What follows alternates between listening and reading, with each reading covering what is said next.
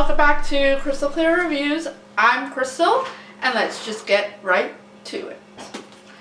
So I have read 6 books in November. This is going up really late, and I am really sorry. December is a really busy month for my husband and I, so getting videos out in December is like super impossible. So I've only had like today to do it, as much as I've been meaning to do it beforehand. So let's just start.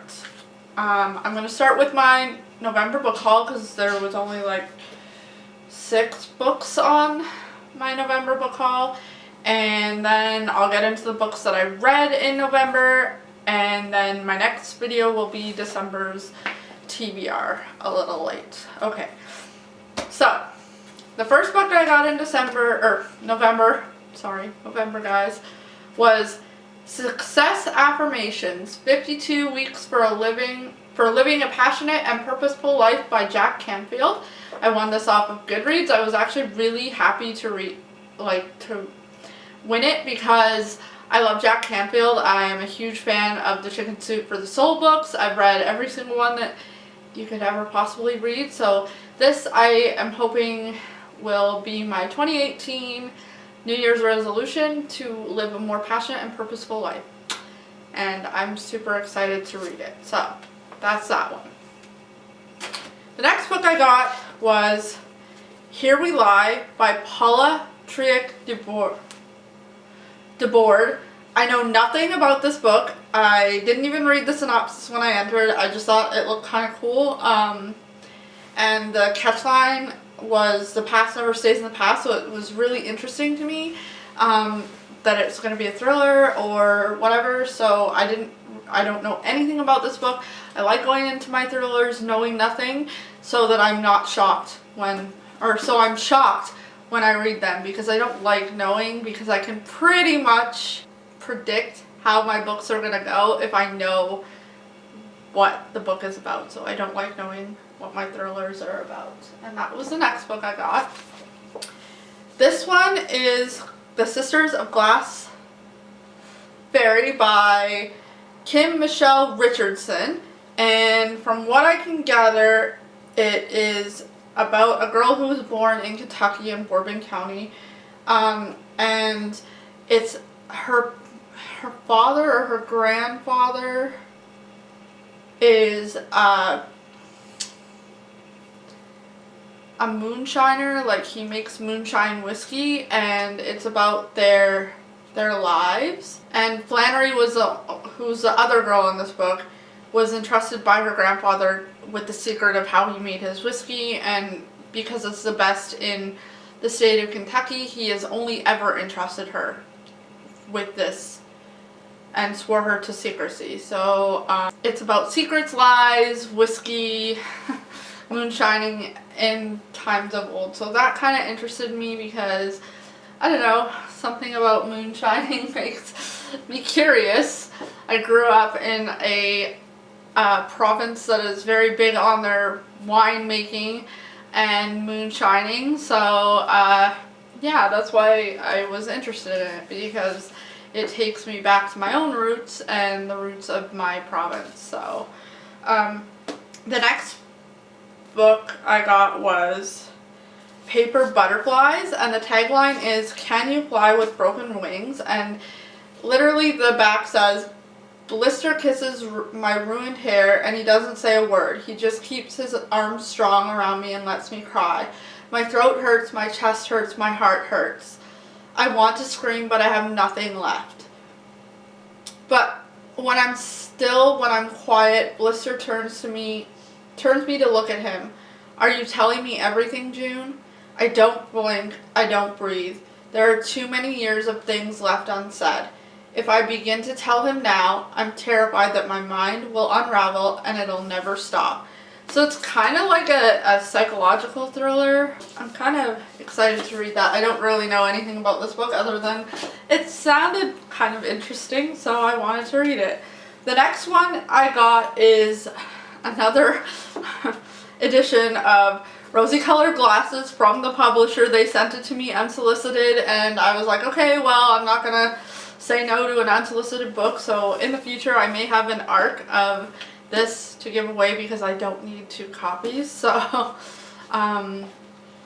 yeah, rosy colored glasses. It's supposed to be a really cute contemporary. So yeah, and it's by Brianna Wolfson. And the very last book that I got of November was Mad City, the true story of the campus murders that America forgot. And this actually was really super something that I wanted to read because I'm super interested in true crime novels, and I really like knowing how killers think and trying to get into their mind. So the back of this says, the true story of one woman's quest to find her best friend's murderer before he kills again.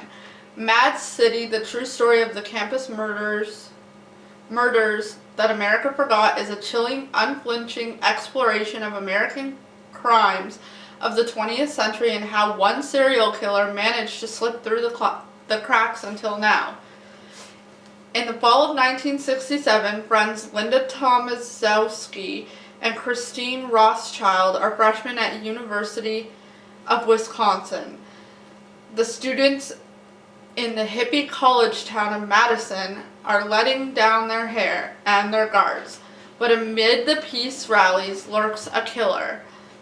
When Christine's body is found, her murderer sends shockwaves across college campuses, and the age of Aquarius gives way to a decade of terror. So this is about the Aquarius murderer and the age of Aquarius murderer. I don't know if anybody knows anything about the Aquarius murders, but it was really big in the 1960s in Midwest United States. It goes on to say, Linda knows the killer, but when the police ignore her pleas, he slips away. For the next 40 years, Linda embarks on a cross-country quest to find him. When she discovers a book written by the murderer's mother, she learns Christine was not his first victim, or his last. The slayings continue and a single perpetrator emerges, the capital city killer. As police focus on this new lead, Linda receives a disturbing note from the madman himself. Can she stop him before he kills again? So I'm really interested to read this because I have heard a lot about the Aquarius killers and stuff, so I'm interested to read that because it's based on that. I'm not sure if it's an actual true story or if it's just something that's a true story based on fiction. So that's why I wanted to read that. And so now we get into how many books I read in November. There were 6, so that was a lot for me. So that was probably my best month for reading. I read in November, I read Carve the Mark. I finished Carve the Mark because I had started it in October, and I gave that 4 out of 5 stars. I read Wild Beauty by Anne Marie McLemore, which I got in my Owl Crate box, and I gave that 3 out of 5 stars. I will talk about that in a later video because I have a couple of reviews I have to do on a video, so I'll talk about that in a later video. Not that it was a badly written book, it just was really long and filled with stuff that didn't need to be there. I read Avatar Part 1, Avatar The Last Airbender Smoke and Shadow Part 1. I gave that 4 out of 5 stars. I read Avatar The Last Airbender Smoke and Shadow Part 2, and I gave that 4 out of 5 stars. I read The Whistler by John Grisham, and I gave that 5 out of 5 stars. So Avatar is by Jean Luen Yang, by the way, so I do apologize about that. I read Christie's Great Idea, The Babysitter's Club, and I gave that 5 out of 5 stars. And then I started Where I Belong, but I didn't finish it until December, so that will go on my December wrap-up video. And with that, I am done my book haul and November wrap-up. So I will see you next video.